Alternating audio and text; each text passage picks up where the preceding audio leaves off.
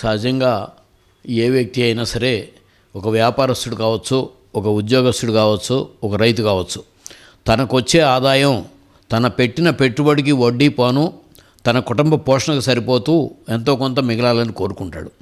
అదే రకంగా రైతు కూడా తను పండించిన పంటని అమ్ముకున్నప్పుడు తను పెట్టిన పెట్టుబడి వడ్డీ పోను తన కుటుంబ పోషణ జరగాలి. రైతు కూడా వినియోగదారుడే. ఆ పోషణ జరుగుతూ ఎంతో కొంత మా తర్వాత భవిష్యత్తుకి కొద్దిగా సేవింగ్ ఉండాలి. మనం 1950లో దేశానికి స్వాతంత్రం వచ్చినప్పుడు తీసుకుంటే 35 కోట్ల జనాభా, 35 మిలియన్ మెట్రిక్ టన్నుల ఆహార ధాన్యాల ఉత్పత్తి. అంటే ఈ దేశానికి సరిపడా, ప్రజలకు సరిపడా, తిండి పెట్టడానికి సరిపడా ఆహార ధాన్యాలు లేవు మన దగ్గర. రష్యా నుంచి గోధుమలు దిగుమతి చేసుకుంటే తప్ప ప్రజలకు తిండి పెట్టలేని పరిస్థితి. అంటే సరిపడా ఆహార ధాన్యాలు లేవు కాబట్టి అప్పుడు ఎప్పుడు కూడా రైతులకు సంక్షోభం లేదు. సో రైతుకు గిట్టుబాటు ధర వచ్చింది.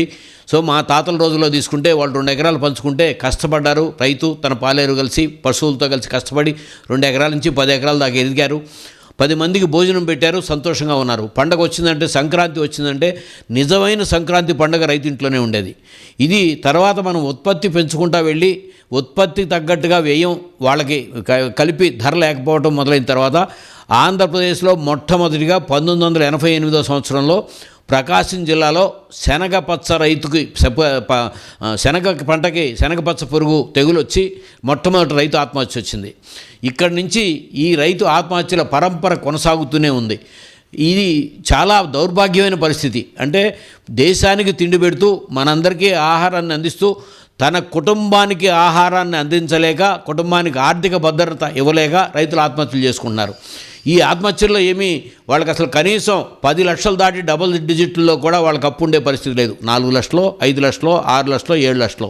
కానీ అప్పిచ్చిన వ్యక్తి ఎదురు పడితే సమాధానం చెప్పలేక, ఆత్మాభిమానం చంపుకోలేక ఆత్మహత్యలు చేసుకుంటున్న పరిస్థితి వస్తుంది. ఇటువంటిప్పుడు ప్రభుత్వం మేము ఉన్నాము అనే భరోసా వాళ్ళకి కల్పించాల్సిన బాధ్యత పాలకులది. మొట్టమొదటి నుంచి కూడా తీసుకుంటే చంద్రబాబు నాయుడు గారు ముఖ్యమంత్రిగా ఉన్నప్పుడు ఎప్పుడైనా సరే 95 నుంచి 2004 దాకా తీసుకుంటే కూడా రైతుల ఆత్మహత్యల మీద వ్యతిరేకంగా మాట్లాడిన పరిస్థితి. మరి ఎవరో వాళ్ళకి ఆత్మహత్యలకు పరిష్కారం ఇస్తే బాగుంటుందని చెప్తే ఆయన పరిష్కారం ఇస్తే కావాలని మరింతమంది ఆత్మహత్యలు చేసుకుంటారని మాట్లాడారని చెప్తారు. ఆయన మనసులో మాట పుస్తకంలో కూడా రైతుల విషయంలో కానీ, లేకపోతే సాగునీటి రంగం విషయంలో కానీ, లేకపోతే ఉచిత విద్యుత్ విషయంలో కానీ, ఆత్మహత్యల విషయంలో కానీ వ్యతిరేకంగానే ప్రతిదీ మాట్లాడిన పరిస్థితి. ఆ పరిస్థితిలో 2004లో రాజశేఖర రెడ్డి గారు ముఖ్యమంత్రి అయ్యారు. ముఖ్యమంత్రి అయినసారి మొట్టమొదటిగా ఆయన 2004 మే నెలలో 2వ వారంలో ప్రమాణ స్వీకారం చేస్తే జూన్ నెల మొదటి వారంలోనే రైతుల ఆత్మహత్యలకు పరిష్కారం ఇవ్వడం కోసం జీవో నంబర్ 421 విడుదల చేసి రైతు ఆత్మహత్య చేసుకున్న కుటుంబానికి 2 లక్షల రూపాయల పరిహారం 2004లో నేను చెప్తుంది ఇస్తూ చంద్రబాబు నాయుడు గారి పాలనలో ఆత్మహత్యలు చేసుకున్న రైతు కుటుంబాలకు కూడా పరిహారం ఇవ్వాలని చెప్పి జీవో విడుదల చేసి పరిష్కారం అందించడం జరిగింది. మళ్ళా ఆయన పీరియడ్ అంతా అయిపోయింది. ఆయన పీరియడ్ అయిపోయిన తర్వాత అంటే ధర్మబద్ధంగా ఏమాత్రం కొంచెం ఇదిగా ఉన్నా సరే వాళ్ళకి ఊరిని నిబంధనల పేరుతో ఆత్మహత్య చేసుకున్న రైతుకి పరిహారం ఎగ్గొట్టే కార్యక్రమం చేయవద్దు, వాళ్ళకి సరైన రీతిలో మానవతా దృక్పథంతో అందించమని రాజశేఖర రెడ్డి గారు ఆ రోజున కార్యక్రమం చేయడం జరిగింది. మళ్ళీ తర్వాత 2014లో చంద్రబాబు నాయుడు గారు మళ్ళీ ముఖ్యమంత్రి అయిన తర్వాత పరిస్థితి మళ్ళీ తిరిగి ఆయన మళ్ళీ అదే పరిస్థితి. అసెంబ్లీలో క్లియర్ కట్గా ఆంధ్రప్రదేశ్లో ఆత్మహత్యలు లేవు అని చెప్పి ప్రకటించడం జరిగింది.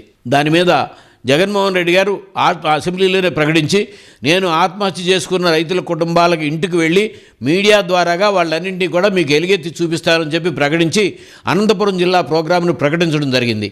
అప్పుడు ఒక 81 మంది రైతులు ఆత్మహత్యలు చేసుకున్నారు అని చెప్పి చంద్రబాబు నాయుడు గారి ప్రభుత్వం ప్రకటించింది.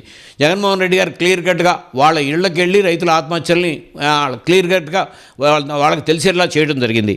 సో ఒకసారిగా ఆ పాలనా కాలం తీసుకుంటే 2014-15లో ఆంధ్రప్రదేశ్లో 238 మండలాలు కరువు మండలాలు, 2015-16లో 354 మండలాలు కరువు మండలాలు, 16-17లో 301 మండలం కరువు మండలం, 17-18లో 121 మండలాలు కరువు మండలాలు, 18-19లో ఖరీఫ్లో 347 మండలాలు, రబీలో 257 మండలాలు కరువు మండలాలు, మొత్తం కలిపి 1623 మండలాలు కరువు మండలాలు.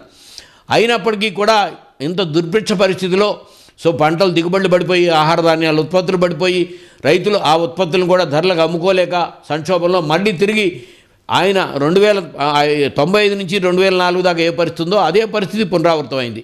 మరలా తిరిగి జగన్మోహన్ రెడ్డి గారు ముఖ్యమంత్రి అయిన తర్వాత ఆయన మళ్ళీ 2020 ఫిబ్రవరిలో జీవో నెంబర్ 43 విడుదల చేసి ఆ చంద్రబాబు నాయుడు గారి పాలనలో చనిపోయిన రైతులకేమో 5 లక్షల రూపాయల పరిహారం, మరలా తన పీరియడ్లో నుంచి 2020 నుంచి జరిగిన రైతుల ఆత్మహత్యలకేమో 7 లక్షల కాడికి పరిహారం ఇస్తూ వాళ్ళకి అందించడం జరిగింది.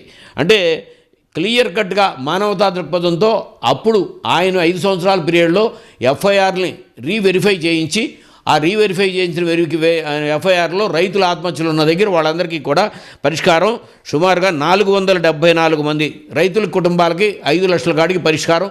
ఇది చంద్రబాబు నాయుడు గారి పాలనా కాలంలో 5 సంవత్సరాల్లోది నేను చెప్తుంది. అట్లాగే మళ్ళీ జగన్మోహన్ రెడ్డి గారి పాలన వచ్చిన తర్వాత 2020 కాడి నుంచి వచ్చిన తర్వాత 320 మందికి రైతులకి 7 లక్షల రూపాయల కాడికి పరిష్కారం అందించడం జరిగింది. ఇది అంటే ఆత్మహత్యల సమస్యకు పరిష్కారం కాదు. మేము మీడియా ద్వారాగా ప్రతిసారి కూడా చెప్తున్నాం, రైతు సోదరులారా, ఆత్మహత్య సమస్యకు పరిష్కారం కాదు. ఆత్మహత్య చేసుకుని మీ కుటుంబాలను అనాథలు చేసే పరిస్థితి తీసుకోవద్దు. మీ వెనకాలండి పోరాటానికి జగన్మోహన్ రెడ్డి గారు ఉన్నారు, వైఎస్ఆర్ కాంగ్రెస్ పార్టీ ఉంది, అన్ని రాజకీయ పక్షాలు, రైతు సంఘాలు ఉన్నాయి. వీటన్నిటికీ మీరు ధైర్యంగా ఉండమని చెప్పి మేము ధైర్యంగా పిలిపిస్తున్నాం. కానీ ఆ ఆత్మహత్య జరిగినప్పుడు ఆ కుటుంబం అనాథ కాకూడదు అని వాళ్ళకి మేము ఉన్నామనే ధైర్యం ఇవ్వడానికే ఈ కార్యక్రమం జరిగేది. మరలా ఇప్పుడు ఈ 18 నెలలు దాటిపోయి 19వ నెలలు జరుగుతోంది. ఆల్రెడీ 300 మందికి పైగా రైతుల కుటుంబాలు గత నెల నాటికే రాష్ట్ర వ్యాప్తంగా ఆత్మహత్యలు ఉన్నాయని చెప్పి రిపోర్ట్స్ వస్తున్నాయి. ప్రతి వారంలోనూ పేపర్లో చూస్తే ఒకళ్ళు ఇద్దరు రైతుల ఆత్మహత్యలు. గత సీజన్లోనే మిర్చి రైతులు, పొగాకు రైతులు ఆత్మహత్యలు. సో పల్నాడు జిల్లాలోనే 2024-25 సంవత్సరంలో 21 మంది, తర్వాత 25 సెప్టెంబర్ వరకు 8 మంది, 29 మంది రైతులు ఆత్మహత్యలు చేసుకున్నట్టుగా BBC న్యూస్లో వార్తా కథనం వచ్చింది. దాంట్లో క్లియర్ కట్గా ఆ జిల్లా అధికారి కూడా ఇదంతా వాస్తవేను, మేము ఇంకా ప్రకటించలేదని చెప్పినట్టుగా వార్తా కథనం వచ్చింది. ఇప్పుడు కూడా 300 మంది రైతుల పైగా ఆత్మహత్యలు చేసుకున్న ఈ 18 నెలల్లో ఒక్క రైతుకు కూడా ఆత్మహత్యకు పరిష్కారం ఇవ్వాల. మరలా ఆ జీవో నెంబర్ జగన్మోహన్ రెడ్డి గారు 2020 ఫిబ్రవరిలో విడుదల చేసిన జీవో నెంబర్ 43 ప్రకారమే 5 లక్షల కాడికి 7 లక్షల కాడికి పరిహారం ఇస్తాము అని చెప్పి మళ్ళీ వాళ్ళు ఆర్డర్స్ ఇష్యూ చేశారు. కానీ ఒక్క రైతుకు కూడా ఇవ్వాల. మేము ఇక్కడ అడిగేది ఏంటంటే 2020లో 7 లక్షల రూపాయలు. సో 2020లో అక్కడి నుంచి జగన్మోహన్ రెడ్డి గారి పాలనలో ఒక్క ఎమ్మెల్యేలకు జీతభత్యాలు పెంచలా, లేకపోతే ఒక్క అడ్వైజర్లకు జీతభత్యాలు పెంచలా. కానీ రైతులకు ఆత్మహత్య చేసుకున్న రైతులకు పరిష్కారం పెంచారు. అలాగే అంగన్వాడీ టీచర్లకు జీతాలు పెంచారు. అలాగే మున్సిపల్ వర్కర్స్కి జీతాలు పెంచారు. అలాగే ప్రభుత్వంలో కన్సాలిడేట్ జీతాల్లో చేసే వాళ్ళందరికీ కూడా ఆఫీస్ డేటా ఎంట్రీ ఆపరేటర్లకు పెంచారు, ఆఫీస్ సబార్డినేట్స్కి పెంచారు. కానీ ఇప్పుడు చంద్రబాబు నాయుడు గారు తిరిగి ప్రభుత్వం వచ్చిన తర్వాత వీళ్ళు చేసింది ఏంటంటే ఎమ్మెల్యేలకు జీతభత్యాలు పెంచుకున్నారు, అడ్వైజర్లకు జీతభత్యాలు పెంచుకున్నారు. కానీ ఆత్మహత్యకు పరిష్కారం పెంచాలి అనే ఆలోచన ఇన్ఫ్లేషన్ ప్రకారం కూడా 20 నుంచి 26 సంవత్సరం వచ్చేటప్పటికి సుమారుగా ఇన్ఫ్లేషన్ ప్రకారం పెరగాలన్నా ఎంత మాత్రం పెరగాలి ఆ ఆలోచన చేయాల. నేను చెప్పిన ఏ చిన్న ఉద్యోగస్తులకు ఎవరికి కూడా ₹1 కూడా జీతం పెంచాల. కన్సాలిడేట్ జీతాల్లో ఉన్న వాళ్ళకి ఒక్క రైతుకు కూడా ఆత్మహత్యకు పరిష్కారం ఇవ్వాల. ఈరోజు ఈ సంవత్సరం తీసుకుంటే మనం అంటే 2025 సంక్రాంతి నుంచి 26 సంక్రాంతి వరకు తీసుకుంటే రాష్ట్రంలో పరిస్థితి మొట్టమొదట మిర్చి రైతుల సంక్షోభం. సో ఎంత ఘోరమైన పరిస్థితిలో మిర్చిని అమ్ముకున్నారో అందరికీ తెలిసిన విషయమే. పొగాకు రైతుల సంక్షోభం. ఈ రెండు పంటల్లోనే పల్నాడు జిల్లాలో రైతులు ఆత్మహత్యలు చేసుకున్నారు. ఆ తర్వాత మళ్ళీ మామిడి రైతులు మొట్టమొదటిసారిగా రోడ్ల మీద పారబోసిన పరిస్థితి. మళ్ళీ ఈ సీజన్కి వస్తే ఉల్లి రైతుల పరిస్థితి. మొత్తం 50 సంవత్సరాల్లో లేనంత సంక్షోభం ఈ సంవత్సరం ఉల్లి రైతులు ఎదుర్కొన్నారు. ఆ టైంలో ఉల్లి రైతులు ఆత్మహత్యలు చేసుకున్నారు. సో ఆ వెంటనే అరటి రైతుల పరిస్థితి, అట్లాగే అనంతపురంలో అరటి రైతు కుటుంబం ఆత్మహత్య చేసుకుంది. ఇవన్నీ వస్తే వాళ్ళకి పోస్ట్ మార్టం రిపోర్టులు కూడా తెల్లవారుజామున అనంతపురంలో చేసేసి ఇంటికి పంపించే పరిస్థితి, హడావుడిగా చేయాల్సిన పరిస్థితి ఏముంది? మీరు వాస్తవ దృక్పథాన్ని వాస్తవంగా ప్రకటించకుండా రైతు బాధాకరమైన అంశంలో ఇవాళ ఏ పంటకైనా ఈ ప్రభుత్వం వచ్చిన తర్వాత వాస్తవంగా మీరు ఆత్మవిమర్శ చేసుకోండి. మీరు వచ్చిన దగ్గర నుంచి ఒక మినుముకి, ఒక పెసరకి, ఒక కందికి, ఒక వేరుశెనగకి, ఒక శనగకి ఏ పంటకైనా సరైన మద్దతు ధర ఉందా?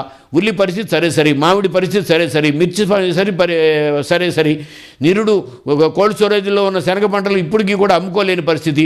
ఇక ధాన్యం విషయంలో సూపర్ ఫైన్ ధాన్యం నంద్యాలలోనే సూపర్ ఫైన్ ధాన్యం 1350కి 1300కి లాచీర్ అమ్ముకున్నారు. ఈ సంవత్సరం కూడా అదే పరిస్థితి.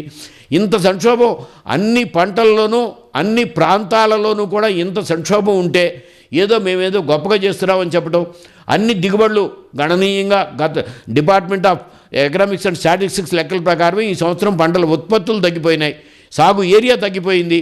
సో ఇంత సంక్షోభంలో రైతాంగం ఉన్నప్పుడు కనీసం మేమున్నాము అనే ఆలోచన ప్రభుత్వం ఇవ్వకుండా, సో ఎంతమంది ఆత్మహత్యలు చేసుకున్నారు, వాళ్ళకి పరిహారం ఇదిగో ఆ 20 కాడించి ఇన్ఫ్లేషన్ ప్రకారం మేము ఈ పరిహారం పెంచుతున్నామని చెప్పి ₹1 పెంచకుండా ఒక్క రైతు కుటుంబానికి కూడా ఆత్మహత్య పరిష్కారం అందించకపోవడం అనేది చాలా బాధాకరం. ఇంతకంటే అమానుషమైన పాలన ఎక్కడా కూడా ఉండదు. ఈ వైపు దృష్టి పెట్టకపోతే వ్యవసాయ రంగం మీద, వ్యవసాయానికి వెన్నెముకైన రైతు తన కుటుంబానికి కూడా పోషించుకోవాలి అనే విషయాన్ని మర్చిపోవద్దు. ఈ టైంలో మేమున్నామనే భరోసా ప్రభుత్వం వాళ్ళకి ఇవ్వాలి. ఈ భరోసా లేకుండా చేస్తున్నారు. అదే రాజశేఖర రెడ్డి గారు ముఖ్యమంత్రిగా ఎక్కడికి వెళ్ళినా సరే ఒక రైతు దగ్గరికి వెళ్తే మా ముఖ్యమంత్రి ఉన్నాడు అనే భరోసా ఇచ్చాడు, ఒక వ్యాపారస్తుడి దగ్గరికి వెళ్తే మా ముఖ్యమంత్రి ఉన్నాడు అనే భరోసా ఇచ్చాడు, ఒక మహిళ దగ్గరికి వెళ్తే మా ముఖ్యమంత్రి ఉన్నాడు అనే భరోసా ఇచ్చాడు, ఒక పిల్లల విద్యార్థుల తల్లిదండ్రుల దగ్గరికి వెళ్తే మా ముఖ్యమంత్రి ఉన్నాడు అనే భరోసా ఇచ్చాడు, ఒక వైద్యం చేసుకోవాల్సి వస్తే మా ముఖ్యమంత్రి ఉన్నాడు అనే భరోసా ఇచ్చాడు. మరలా జగన్మోహన్ రెడ్డి గారు మళ్ళీ అనేక రాజశేఖర రెడ్డి గారు అమలు చేసిన కార్యక్రమాలన్నీ కూడా అమలు చేస్తూ మరిన్ని కొత్త కార్యక్రమాలని, ఆరోగ్యశ్రీని మరింత మందికి అమలుకు పెంచుతూ, ఒక రైతు భరోసాను కొత్త కార్యక్రమాన్ని తీసుకుంటూ, అమ్మఒడిని కొత్త కార్యక్రమాన్ని తీసుకుని, ఉచిత ఇన్సూరెన్స్ పథకాన్ని తీసుకుని రైతులకు కూడా 7,802 కోట్లు ఉచిత ఇన్సూరెన్స్ ద్వారాగా చెల్లించాడు జగన్మోహన్ రెడ్డి గారు. 5 ఏళ్లలో 3,200 కోట్లు ఇన్పుట్ సబ్సిడీ చెల్లించాడు. సున్నా వడ్డీ రాయితీ 2,200 కోట్లు చెల్లించారు. వాళ్ళు సున్నా వడ్డీ రాయితీ చెల్లించలా, ఇన్పుట్ సబ్సిడీ బకాయిలు చెల్లించలా, ఉచిత ఇన్సూరెన్స్ ఎత్తేశారు. ఇవన్నీ మద్దతు ధరలు పడిపోయినాయి, ఉత్పత్తి వ్యయం పెరిగింది. ఈ టైంలో పూర్తి సంక్షోభంలోకి వ్యవసాయ రంగం మొత్తం కొట్టుకుపోతుంది. ఈ 18 నెలల్లో సుమారుగా 25,000 కోట్ల రైతులు సంపదను కోల్పోయారు. ప్రతి రైతు సుమారుగా 9,000 నుంచి 10,000 కోట్లు కోల్పోయాడు. 13 నుంచి 14 క్వింటాలు ఉత్పత్తి వచ్చే ప్రతి ఈ సంవత్సరం 4 క్వింటాలు 5 క్వింటాలు వచ్చింది. ₹8,110 మద్దతు ధర అయితే 6,500 నుంచి 6,700కి అమ్ముకున్న పరిస్థితి. కంది ఇవాళ ప్రస్తుతం రన్నింగ్లో ఉంది. ₹8,000 మద్దతు ధర అయితే 6,600 నుంచి 6,700కి అమ్ముకుంటున్నారు. మొక్కజొన్న 2,400 మద్దతు ధర అయితే 1,400 నుంచి 1,800కి అమ్ముకున్నారు. మరి ఏ వైపు చూస్తున్నాం మనం? ప్రభుత్వం ఉందా అంటే వ్యవసాయ రంగంలో రైతు పరిస్థితికి వచ్చేటప్పటికి మీరు రైతు గురించి ఆలోచన చేయకుండా ప్రకటనలేమో చాలా పెద్ద పెద్ద ప్రకటనలు ఉంటున్నాయి, కానీ క్షేత్రస్థాయి పరిస్థితి మాత్రం అందుకు భిన్నంగా ఉంటుంది. మేము చేసే డిమాండ్ ఏంటంటే ముందు ముఖ్యంగా ఇమీడియట్గా ఆత్మహత్య చేసుకున్న రైతు కుటుంబానికి మేము ఉన్నామనే భరోసా ఆంధ్రప్రదేశ్ ప్రభుత్వం అంటే తెలుగుదేశం పార్టీ కాదు, వైఎస్ఆర్ కాంగ్రెస్ పార్టీ కాదు, అందరం భాగస్వామ్యమే. ప్రభుత్వం నుంచి వాళ్ళకి భరోసా ఇవ్వమని చెప్పి నేను డిమాండ్ చేస్తున్నాను. అలాగే ఇమీడియట్గా తక్షణం రైతులకు చెల్లించాల్సిన ఈ బకాయిలన్నీ కూడా ఇన్పుట్ సబ్సిడీ బకాయి, ఇన్సూరెన్స్ బకాయి, అలాగే సున్నా వడ్డీ రాయితీ బకాయిలు, రైతు భరోసాలో మీరు 7 లక్షల మందికి పైగా తగ్గించారు, కౌలు రైతులకు ఇవ్వలేదు. ఇంకొక విషయం ఫైనల్గా నేను చెప్పేది, రాష్ట్రంలో వాళ్ళ దగ్గరగా 68% మంది రైతుల కుటుంబాలు 1 హెక్టార్ లోపు భూమి అంటే సరాసరి 1 ఎకరం భూమితో సాగు చేస్తున్నారు. ఇప్పుడు 1 ఎకరం సొంత భూమి ఉండి 1 ఎకరం 2 ఎకరాలు కౌలు చేసేవాళ్ళు, లేకపోతే అసలు ల్యాండ్లెస్ భూమి లేకుండా కౌలు చేసేవాళ్ళు. ఇవాళ సంక్షోభం అంతా వాళ్ళ దగ్గరే ఉంది. ఆత్మహత్యలు కూడా అక్కడే వస్తున్నాయి. వాళ్ళు కానీ ఈ వ్యవసాయం కౌలు మాకెందుకు అనే ఆలోచనలోకి వస్తే ఆంధ్రప్రదేశ్ రాష్ట్రంలోని వ్యవసాయ రంగం మొత్తం బీడుపడే పరిస్థితి రాబోతుంది. దీని మీద సరి అయిన దృష్టి పెట్టి ప్రభుత్వం ఈ రైతులు చెల్లించాల్సిన బకాయిలన్నీ చెల్లిస్తే కొంత ఆర్థిక లబ్ధి వాళ్ళకి జరుగుతుంది, ఆత్మహత్యలు ఆగుతాయి. వాళ్ళకి ప్రకటించిన మద్దతు ధరకి వాళ్ళ ఉత్పత్తులు కొనుగోలు చేస్తే వాళ్ళు కనీసం అప్పుల పాలన అవ్వకుండా ఉంటారు, వాళ్ళ ఆత్మహత్యలు ఆగుతాయి. ముందు ఆత్మహత్యలు జరిగిన కుటుంబాలకు పరిష్కారం తక్షణం ఇస్తూ ఈ కార్యక్రమాలను వెంటనే చేయాలని చెప్పి వైఎస్ఆర్ కాంగ్రెస్ పార్టీ తరఫున మేము ప్రభుత్వాన్ని డిమాండ్ చేస్తున్నాం.